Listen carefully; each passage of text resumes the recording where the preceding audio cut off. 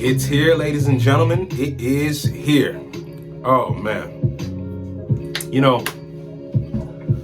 this is just beyond great. Chapter 1158. This was a massive lore dump, a massive information dump. If you were able to catch it, let's get right into it.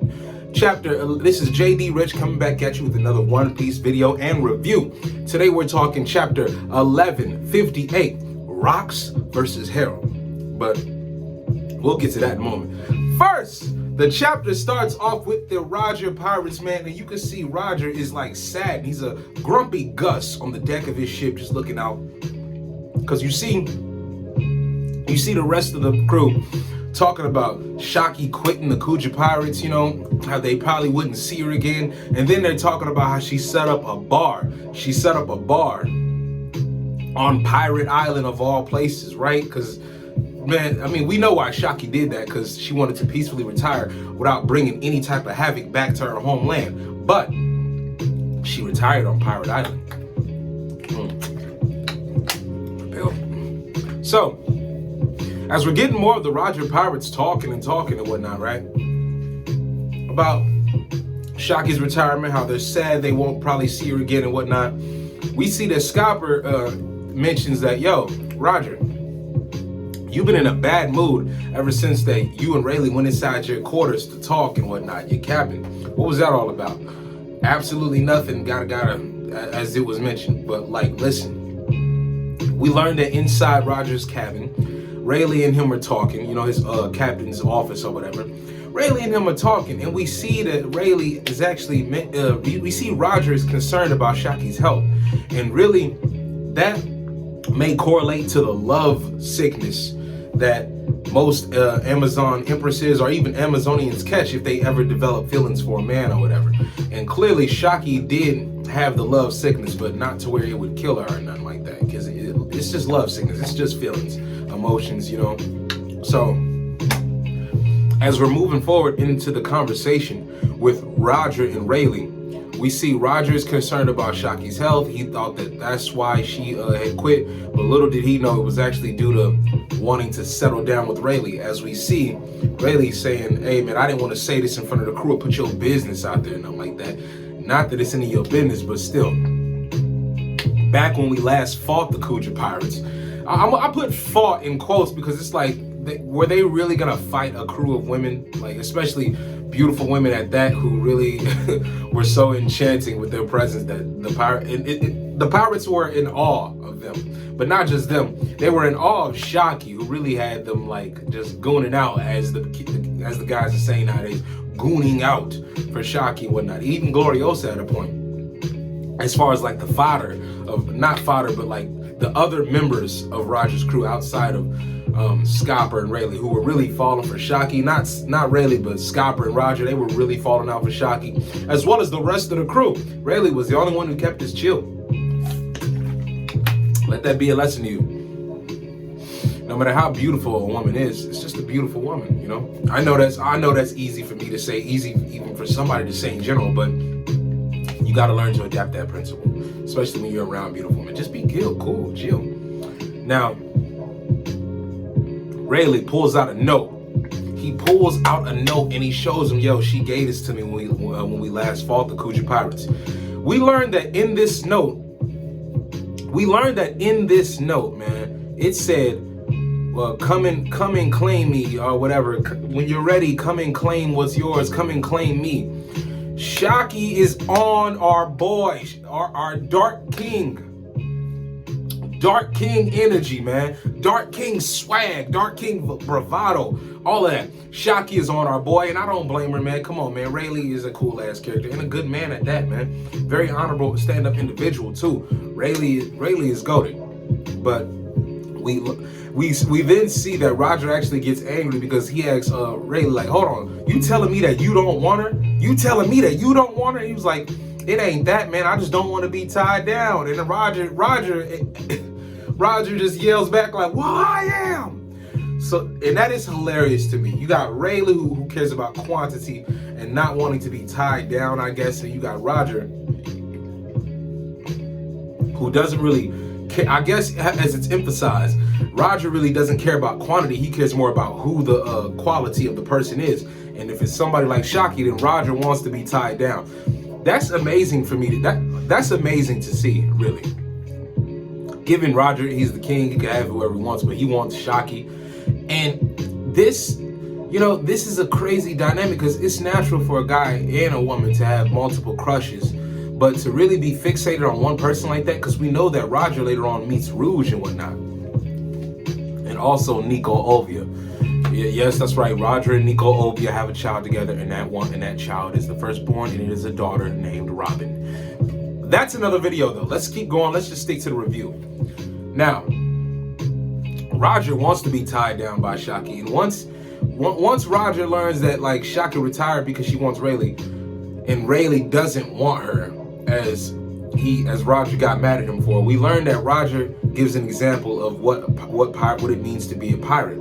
As far as plundering, they don't stop until the prize is claimed, and he's lamenting at Shockey for this. You know, Shockey is the prize that they want to claim.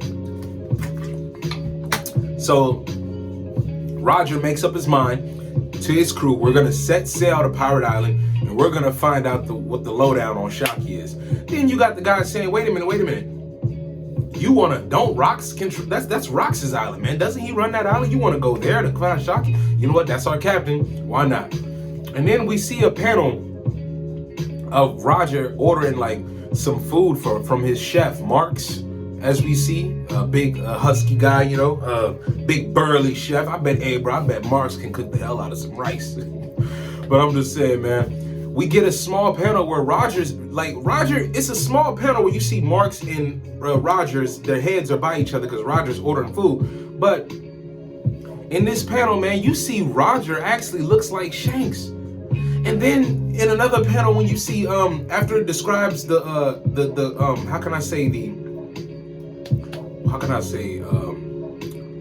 atmosphere of, or basically the atmosphere of regulation that goes down among Shockey's bar, as far as like guidelines, meaning you can't fight here, but on the shore, it's all bets are off. You know, when I look at this panel of Marks and Roger looks like Shanks here. But then when you go to another panel and you see Rocks and Roger staring each other down, you actually see Roger, bro. It almost looks like Shanks and Blackbeard, but it also looks like Ace and Blackbeard at the same time. And I've told people this, I've said this, and this is for another video, but I gotta put this concept out there. Ace and Shanks are related. The woman that we're gonna meet later on, because I'm just gonna say this now, but I'm gonna bring it up again. The woman that we meet later on, pushing the twin babies of Shanks and Shamrock, that woman is either the elder biological sister of Port Castille Rouge, or she's the wife of the elder biological brother of Port Castille Rouge. Either way, I'm fine with either way, because if Rouge has a sister or a brother, and they either are the mother of red-haired Shanks, or it's the father of red-haired Shanks and Shamrock, because if Rouge had an elder brother and he met a red-haired woman, right, and then she gives birth to Shanks and Shamrock, that still makes them related. And vice versa, if it's a sister, if Rouge had a sister, and this is Rouge's sister that we see in this chapter with baby Shanks and baby Shamrock, it's still goated to me. I don't care either or, but I just got a feeling that Shanks and Shamrock are related to Ace and Rouge by being nephews, Ace by being cousins. But they both tie into the Portkins family. We don't know Shanks' real name, but I think Shanks' real name is Portkins D. Shanks. Shamrock, he must have took on Garling's family name, whether it be Figurlin or Garling, Figurlin Shamrocks or Garling Shamrock. Shamrock obviously took upon Garling's name. And I'm gonna get more into that later on down the video, but that's still another video. But anyway, moving on. As we see later on at Pirate Island, you know, everybody's chilling, having a good time. You see the fighter pirates hitting on Shockey left and right. You know, Shockey as a chef. They hear about Shockey's whiskey and her chili and or soup or whatever, or stew. Turns out that Shockey puts whiskey in her stew, in her soup. I might have to try that. I don't even drink, but whiskey and some soup or whiskey and some stew. Shockey's got me thinking of some recipes. I might try that. Who knows, man? But anyway, moving on.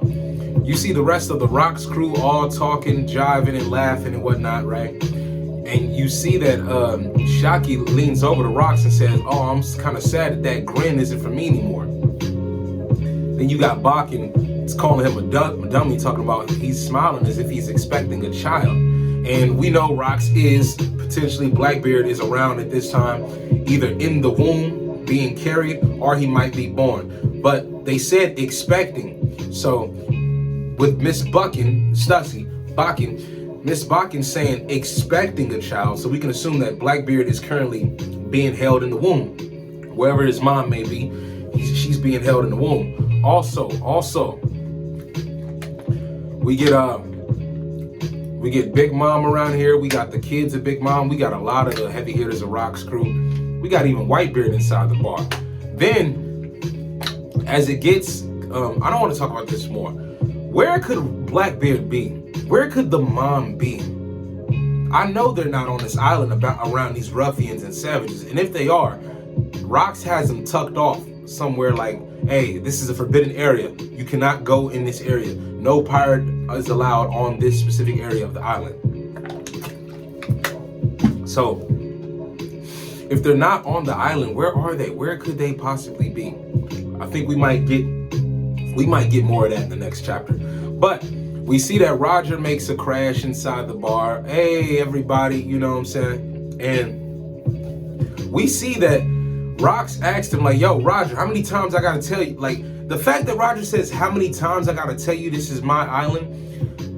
He says how many times, meaning that he's reiterated this to Roger many times before. This cannot be the first time that Roger has come on this island. I don't believe so. This cannot be Roger's first time on Pirate Island. It can't be. The fact that Rocks has to really talk about how many times he's actually told Roger that this is his island, his territory, and he runs this tells me that this is not Roger's first time. Now, as we see Roger coming in, you know, Rocks talks about, hey man, like, hold on, there's a line outside. Did you wait in line? Did you wait in line to get in? Did you follow the protocol?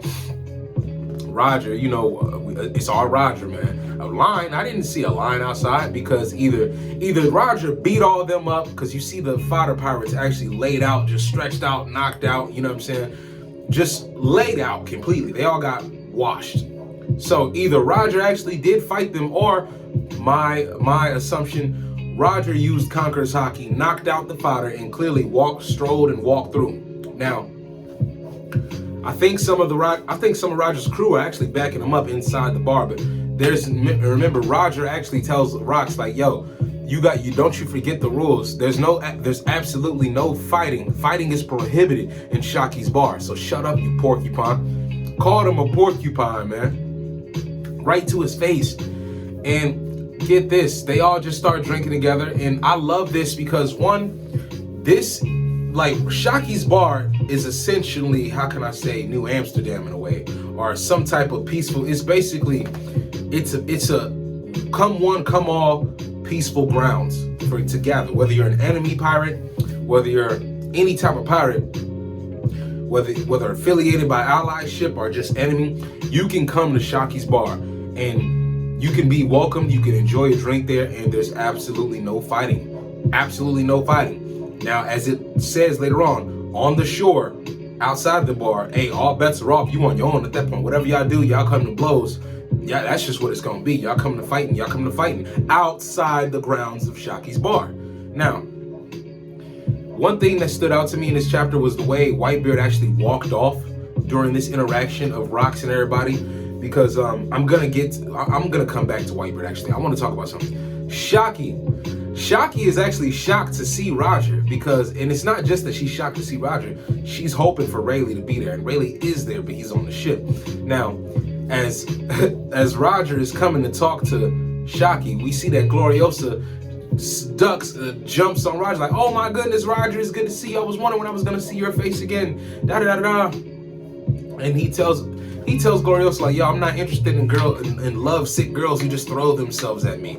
Roger is interested in the playing hard to get types. And it's not that Shaki's even playing hard to get, but she's just not feeling him like that. And you would think otherwise, given this man is literally about to be the king of the pirates. This man is about to go like to every unknown known facet of the world, man, as far as exploration and the sea goes. So it's kind of funny not seeing the it guy get the girl that he wants, but yet the it girl that he wants his second in command. Crazy. Not too crazy, but it's crazy, man. So we get Roger rejecting Gloriosa again, and then Gloriosa says, wait a minute, so if it was Shaki wanting you, you would change your mind? How is that any different out of Gloriosa, man? You gotta hang it up, baby. We understand you got a infatuation with Roger, you got a crush on him, but you gotta give that up, man. Roger has eyes. Roger clearly has eyes for Shaki, even though we know he doesn't get Shaki. He clearly is not feeling you like that, Gloriosa, and that's okay. It's okay. Yeah, Glow, stepping on. I feel like I hear that Glorilla song, Yeah, Glow, whenever I think of Gloriosa. I just do. I don't listen to Glorilla. I just heard this. I know that's the only song I know that I do listen to because I like that. Don't come at me like that. Don't do that. I know what y'all out there doing. But listen, man.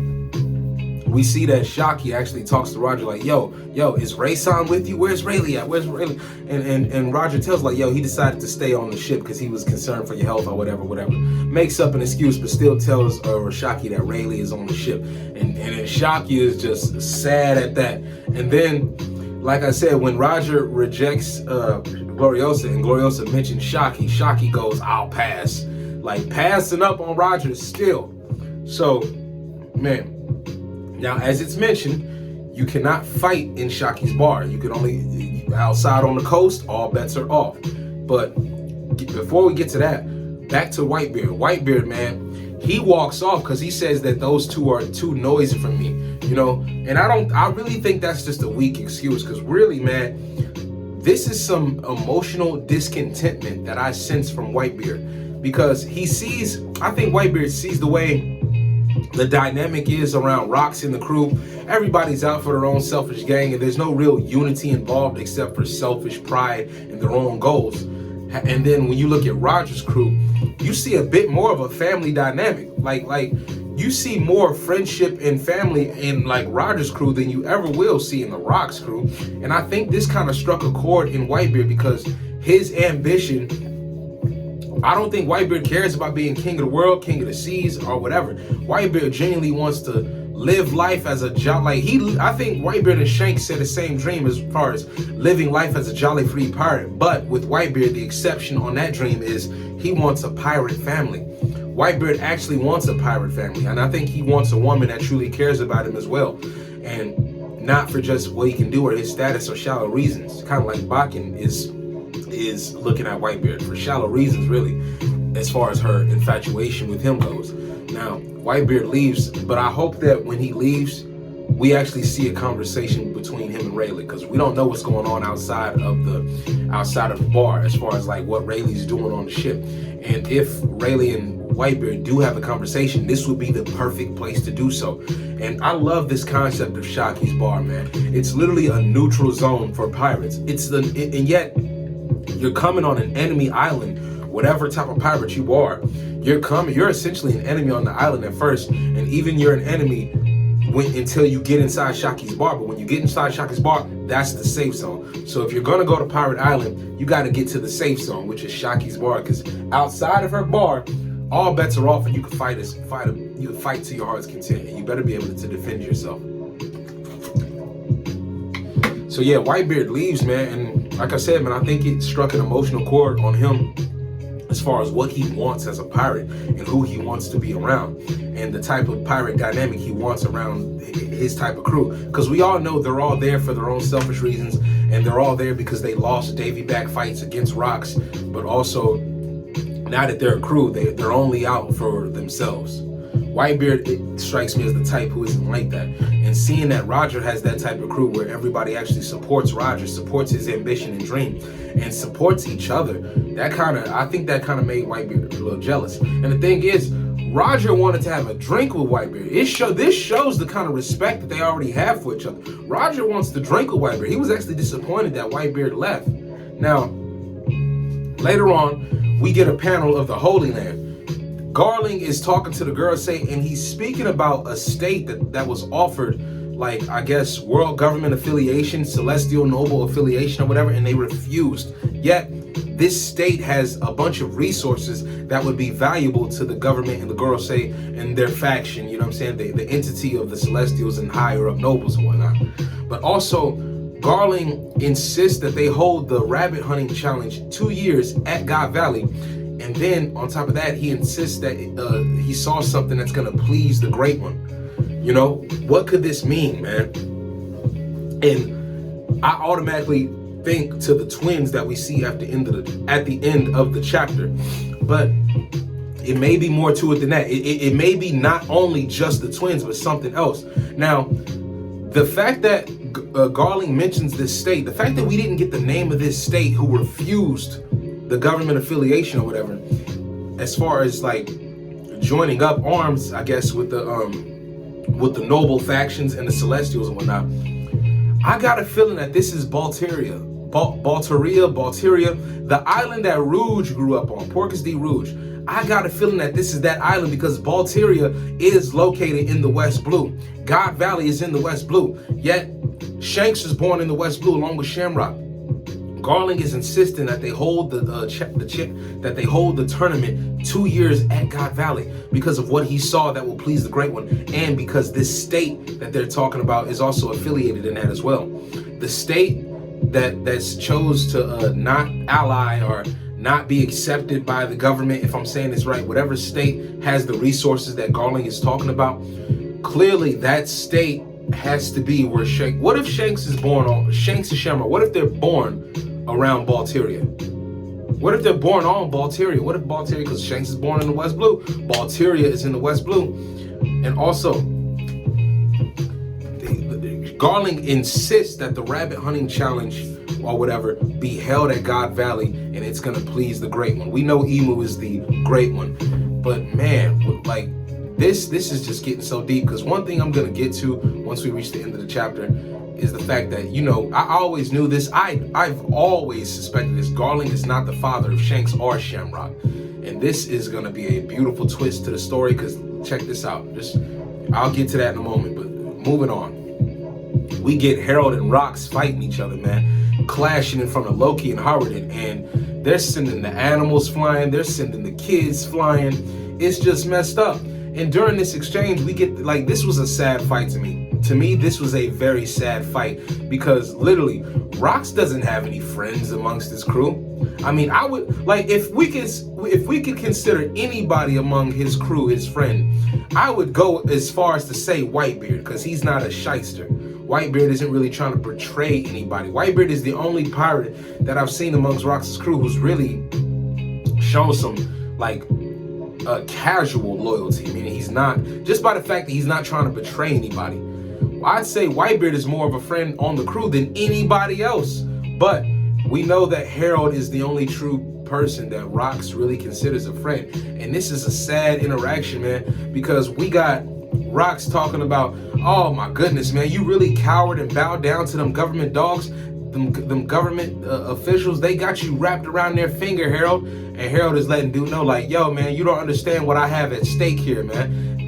I know the Celestials are damn fools and do foolish things most of the time, but I can't he basically saying I can't bypass on a chance for my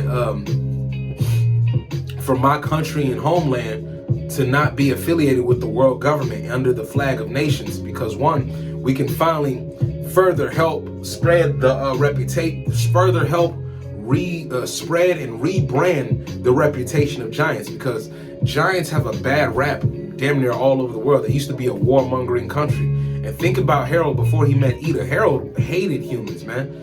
And imagine, and if Rox recruited him at that time, Harold would be a total, oh my goodness, Elbath would be a nightmare for the government and for the world, as it was before Harold started making the changes of reform. Now, during this interaction, we see them going at it, man. It always amazes me how small Rox is when you compare him to Harold, because Harold is obviously a giant. But seeing Rox hold his own against Harold like this, and they're both swinging full force effort. However, they're not really trying to kill each other. They're fighting each other out of pain because they want to be friends, but it seems like their friendship will not last due to the fact that each of their goals, their ambitions, it conflicts with one another. It conflicts with the fact that Harold is trying to better his country and the reputation of his people, whereas Rox is trying to take over the world. And yet I think this would further affect and have a negative impact on Harold's people and their reputation of giants. So Rox is mad that Harold doesn't see that the government could potentially manipulate and use Harold and his people as a military tactic of force to employ on the world. And Rox is pointing that out, like you'll just be government, you'll just be dogs to them. You'll literally be a military force. They'll make you as their military force and just use you for your strength and might to basically further persecute the world. And then Harold actually kind of understands this, but he's not looking at it that way. He's looking at the benefits of the allies and the allyships and relations he can establish amongst the other nations and be kept in the loop on things. And he'll be bridging the gap from the reputation of giants being just warmongers and battle-thirsty beings who just hate humans and will just wreak havoc everywhere. Harold genuinely wants to establish peace throughout the world.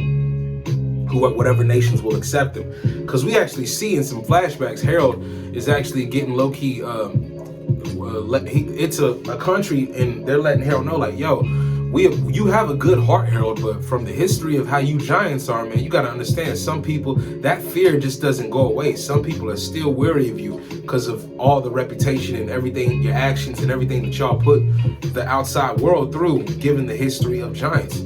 Harold is trying to change that. He's trying to bring about a new age of the giants and a new way of living and being viewed as giants, as a civilized culture, a civilized race of people. And then as we see that both of their hockey is knocking each other back, knocking Loki and Harden back, and Harold tells him, like, yo, I can't follow a villain like you. Somebody who's literally bound to possibly fail and, somebody who's literally bound to possibly fail, not just fail, but also be viewed as a whole group of criminals given his reputation and who he's got following him. If Harold joins him, then that damages his kingdom and it damages his reputation as a king trying to do the right thing. Yeah, that rhymed. And the change he's about to bring. Oh, I got bars. But yes, this will badly affect Harold if he joins up with Rox. But then you got to think about it like this. Could joining up with Rox get Harold what he wants? In a sense, it could, but at the cost of the relationships that he may have built amongst humans, trying to show that, yo, we've changed. Elbaf is not like how it is anymore. We're not on that type of time anymore. It is what it is. We want to do better. We want to be better. And we want to show the world we can be better.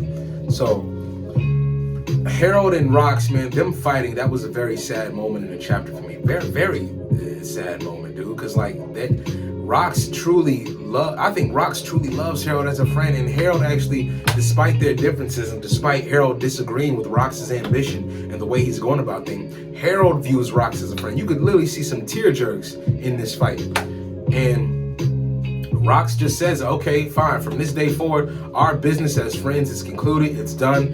You know what I'm saying? I don't want to talk with you, skate with you, kick it with you, nothing, man. That's what shot from ATL. We obviously see that Rox has called it quits on their friendship. And, yo, this fight ended in a draw, but, like, it clearly wasn't meant to be, like, they clearly didn't want to fight each other like that. It was basically a fight out of, this is almost significant to a breakup, but it's a fight, it's the ending of their friendship.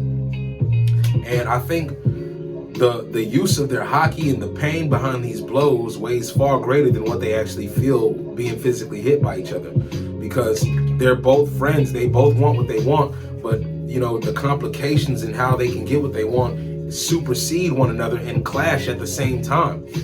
So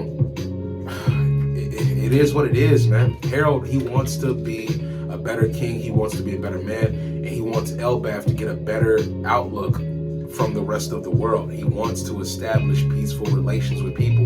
And if he joins up with rocks, that further damages that. And then if he joins up with the government, despite them trying to manipulate the giants as their new military force and use them for plundering and battle and whatnot, Harold is only looking at the benefits of government nation membership, because he wants to reach the nations. He wants to reach the other kings, reach the other countries.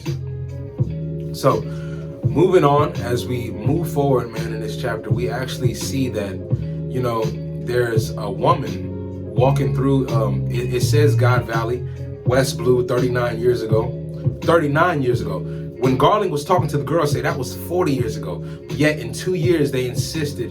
In 2 years, they insist on holding the tournament at God Valley. Now, we get to 39 years ago towards the end of the chapter. Shanks is a newborn, Shamrock is a newborn, but we know, given that Shanks is 39 currently today, given 38 years ago, Shanks is 1 year old, so Shanks is 1 and Shamrock is 1 at God Valley, but they're newborns here in this 39-year-ago panel. We don't see this woman's face. All we see is her pushing a stroller, a wooden carriage or whatever, and we see people going, oh, look at your babies, they even have your red hair. They have your red hair, man. This stood out to me because one thing that was mentioned, it says that, you know, we're gonna pitch in, the village people, they're saying, we're gonna pitch in while their daddy is away. Now, the average person might automatically assume, oh, this is Garling as the daddy. No, man, because look at this.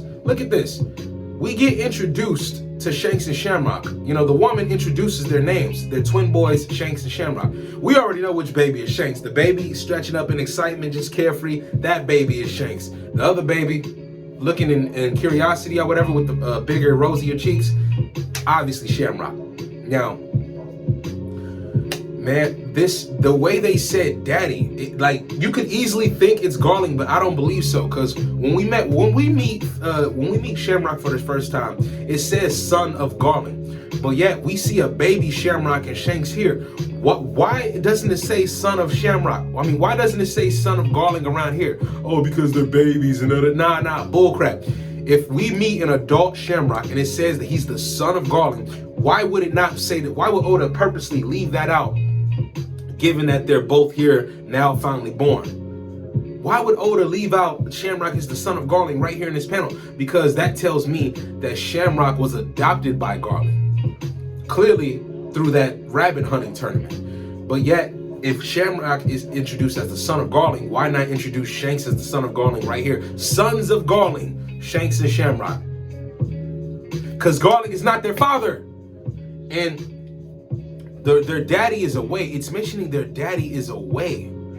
Could their daddy be a sailor? Could their daddy be a marine? Could their daddy be an officer of some sort? What could the daddy be a pirate? Because that's what I'm thinking, man. Like, man. Or what if their daddy is just a prominent noble, probably, or something like that?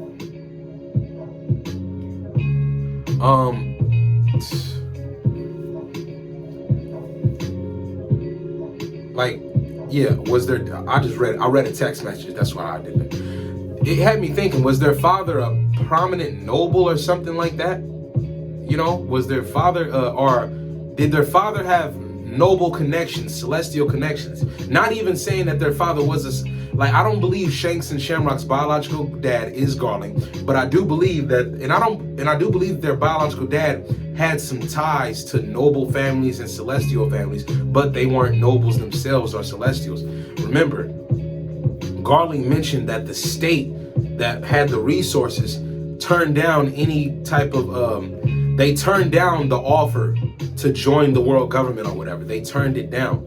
So, as I've mentioned before, this woman holding and pushing Shanks and Shamrock in this stroller, this tells me something. This says to me, that, you know, how can I say it? I predict that this woman is the elder sister of Porcus the Rouge. And I believe that we are about to get the introduction of the Porcus family and the hierarchy of it. We're about to meet members of the Porcus family. Now, this red-haired woman, I know Rouge has strawberry blonde hair, and I'm not saying that this woman is related to Rouge because their hair color is the same. No, we know that Rouge has strawberry blonde hair, and this woman clearly is drawn to have red hair. As it says from the villagers, they even have your red hair. But Rouge and this woman could be related just on the fact that they don't have to have the exact same hair color, but there could be relation strictly on the fact that their hair is connected in a way. Given that strawberry blonde, that's still a light shade of red. You know, then red hair, that's still red. But it's not just the hair color. I'm just predicting on the strength. I know it sounds crazy, but we know nothing about Porcus the Rouge. But I can for sure say that Porcus, that's a name of prominence. Porcus, that is a prominent name, and it has significance behind it. Now, what kind of significance it has, we will later find out if this lady is a Porcus relation. But let's say, because like I said, I think that this woman, the mother of Shanks and Shamrock, is a Porcus family member, and she's the biological elder sister of Porcus the Rouge. This is my prediction. Now, let's say she isn't, right? Let's say she isn't related to Rouge at all. What if she's the wife of Rouge's elder brother? Let's say Rouge has an elder brother, and this woman that we meet in 1158, because we don't have a title box for her, we don't even see her face. But what if this woman is connected to Rouge via she gave birth to the twins? She gave birth to the twins who would be sons of Rouge's elder brother. So let's say Rouge has an elder sibling, right? And let's say this sibling could be a brother or a sister. If it's a sister, this woman would be it, and Rouge is still the biological aunt of Shanks and Shamrock. Now let's say if this woman isn't Rouge's sister, yet she had a baby with an opposite gender elder sibling of Rouge. So let's say Porcus the Rouge has an elder brother. This woman that we meet in 1158, let's say this woman is the wife of Rouge's elder brother. Rouge would still be the biological aunt of Shanks and Shamrock because of family relations. So, and this is what's throwing me for a twist. This woman could be the elder sister of Rouge, or she could be the wife of Rouge's brother if Rouge has an elder brother. And if Rouge has an elder brother, he could be the father of Shanks and Shamrock. I would love that. Now that I would love. Either way, I love them both, but oh my goodness, we don't know if Rouge had family members. We don't know if Rouge had siblings, but we know she comes from a mom and dad, obviously. So who's to say Porcus the Rouge doesn't have any siblings? And like I said, man, this is my prediction. I think that Porcus the Rouge's family may have either had some high rank on Balteria, because I think that's the state that Garling is talking about. Balteria is in the West Blue. Now, man, I believe that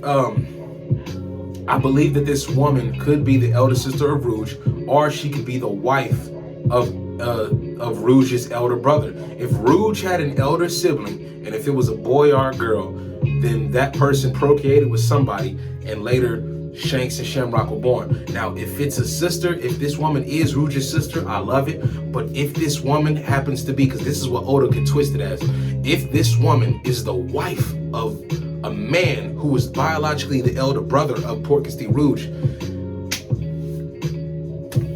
I love it, because then we would definitely learn that Shanks and Shamrock are both Porcus family member. And this woman in this chapter, she could be a Porcus. She could. And if she isn't, she could have procreated with a Porcus man who could be the brother of Rouge. So this is so good. The possibilities behind this is so good. It should be fattening, you know, because this was a information dumping chapter, man. And I have no doubt, like I'm saying, man, I'm going with either or prediction. This woman is the elder sister of Rouge, making Rouge the biological aunt of Shanks and Shamrock, or she gave birth to the elder sibling. She gave birth to Rouge's brother's sons, meaning that she's the wife. If Rouge has an elder brother, this woman could be the wife of Rouge's elder brother, and still that makes Rouge the biological aunt of Shanks and Shamrocks. So either way, Rouge is related to them, and she is their biological aunt in a possibility. Now, whether she's the aunt by this woman Lemvier, whether Rouge is the biological auntie by being the younger sister of this woman, or being the sister of the man that this woman procreated with to have Shanks and Shamrock. I know I'm rambling, I know I'm speculating a lot, man, but still, we don't know much about Rouge, and that's all the more reason we can make predictions and assumptions. And on top of that, we don't know much about the island or state of Balteria, Balterilla, Balteria, however you pronounce it. I believe that that's the state that Garling was talking about, and it's also located in the West Blue. So with all this being taking place in the West Blue, we're gonna meet Shanks' father. We're gonna meet the Portkis family. Man, I cannot wait till the next chapter. I absolutely can, bro. This has got to be the greatest flashback of all flashbacks in One Piece, because the way it's connecting all these ties to the old era, because we've only been getting hints about the old era through tidbits, connections, name dropping and whatnot, but now seeing the story play out in a flashback of how it connects with everything we've learned, the old era is a this is a top tier flashback. This, I will seriously put this as the greatest One Piece flashback, hands down. I mean, because remember guys, we are seeing 3 of the original Yonko on one crew: Kaido, Big Mom, Whitebeard. We're seeing 3 of the original Yonko on one crew. Now, the 4th original Yonko was the youngest out of the bunch, and we're seeing him as a baby. So that means that with all, look, 3 of the original Yonko have died: Whitebeard, and then Big Mom and Kaido, they're in lava. So I don't know if they're technically dead or just immobilized, you could say. But 3 of the original Yonko have fallen. We got 1 original Yonko left. This is the arc of Shanks, man. I love this God Valley flashback because we're getting literally into the buildup of Shanks's chapter now. Because it's going to go from the God Valley flashback to Shanks's flashback. And we're getting it all in one the same. So this is just beautiful. This is just absolutely beautiful, man. This is insane. I mean, like, what more could you expect in a chapter? So yeah, man, like I said, man, Garling, his discovery of this island, but also his other discovery that may please the Great One, it's undoubtedly Shanks and Shamrock. Because I think Garling is gonna manipulate and try to kidnap Shanks and Shamrock, or use some type of leverage against the woman, the mother of Shanks and Shamrock, given the fact that she probably is connected to the head people who turned down the government offer. And what if the people who turned from this state, that this unknown state that Garling happened to mention that we don't know about, that I predict is Balteria. So from this unknown state that possibly could be Balteria, that Garling is saying refused the government's offer, could these people, the people in charge, be Portkis family members? And could Garling see the birth of these 2 infants of Shanks and Shamrock as potential leverage to use against them to gain their resources and force them to either accept the offer or force them to, against their will anyway, to join the nations of government or join the noblehood or whatever it is, the faction that Garling wants them to join, due to the fact that this country has resources that are needed and also something that will please the Great One, Imu.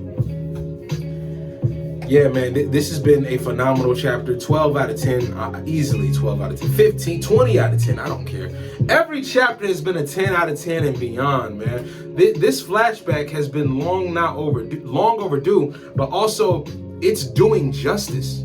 This flashback is just phenomenal. What more could we ask for? Because we're greedy. We're some greedy fans. But what more could we possibly ask for from this chapter? Because we're getting it all, man.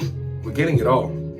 And one more thing that I'm gonna touch on: Blackbeard. Blackbeard is around somewhere where I would love to, or Blackbeard could, this unknown state. The unknown state that Garling mentioned. What if Blackbeard's mom is also on that island?